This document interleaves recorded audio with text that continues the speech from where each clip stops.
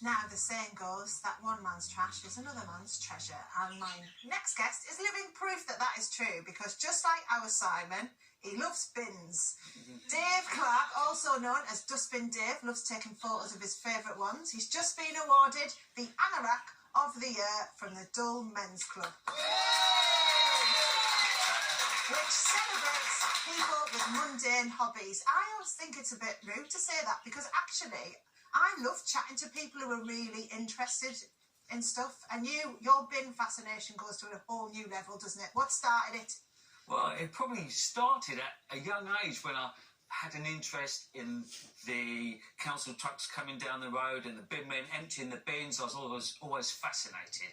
And the sound of the bin truck coming down the road in the early morning. And then that progressed to regular visits to my local tip with my late father. And I was fascinated by all the different items that people were getting rid of. It's like an Aladdin's cave down your local tip, really. Yeah. And all the various skips for whatever items. And then that progressed into bins itself. So it was progression from an early age. That's when I saw this one a few years ago, out and about. That's when I started. So which bin one? Photography. It was that one that you saw that started it all off, the fab one. And so why was that the turning point then, Dave? Well, it just jumped out at me, really. It was just on, it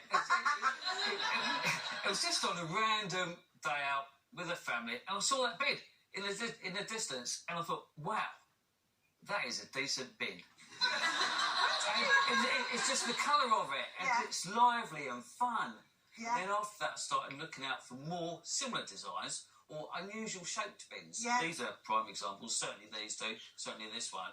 Yeah. And then after that, it progressed into literally any bin. Yeah. It is any bin now. So talk us through some of these then, because you This is beautiful then. Yes. 240 litre lift top. That is a very decent bin, that one. I love on the front the Leeds City Council badge. I find that fascinating with bins. Up and down the country, you get all the different council badges, obviously for the different areas. And that one, in our area, the green is for recycling. I presume it's for recycling here. But in other areas, you can have a blue bin for recycling. Yeah. And a slimmer design of the wheelie. See, I have a problem with that, because I was telling Dave before that when I moved into our estate, because the previous tenant was a lady with special needs, so she had a big bin. But where we are, then they don't give you bigger bins, so they just swapped mine. So they took my 240 away and moved to the smaller 180, which is like, it's decent, but, you know. Yeah, that's right. In fact, this morning I was dragging one of those out down the street. If you'd have seen me on camera this morning, watching the bin men going, please don't go for that bin! And the wheelie bins, they can double up for anything. I've used them for tables, I've used them for windbreak, I've even used the handles to dry my washing on. Ah, very good. Or, in the summer, T-shirt or swim shorts. I was telling Dave the interesting fact about Liverpool City Council's wheelie bins, which their main one is purple. And the reason it's purple is because they didn't want any football rivalry. So Liverpool are red, Everton are blue. So they decided to make their bins purple to keep everybody happy. Interesting bin fact from Simon there. Yeah. Thank you. Stay with us, because there's loads more to come. Yeah. Tell us that this one is a classic street bin, isn't it? What do you know about this? I love the paintwork on this one, for starters. I love the gold lettering. That clearly stands out. That's very smart, very sleek. And, just the paintwork and the openings. With bins, I love the openings. This was obviously got the 4 on each side. It varies. And it's a good weight as well. I think it's a very nice bin, that one. Yeah, I like the openings. I've always felt there's a slight design fault with them. I always felt that the lip on the front should be slightly bigger, so that if you've got something that can slide in, that would be, but colour-wise and texture, they've got a nice... that looks really good. Yeah, as you say, especially the texture. Yeah, it is. Yeah. It's really nice. Yeah. Anyway.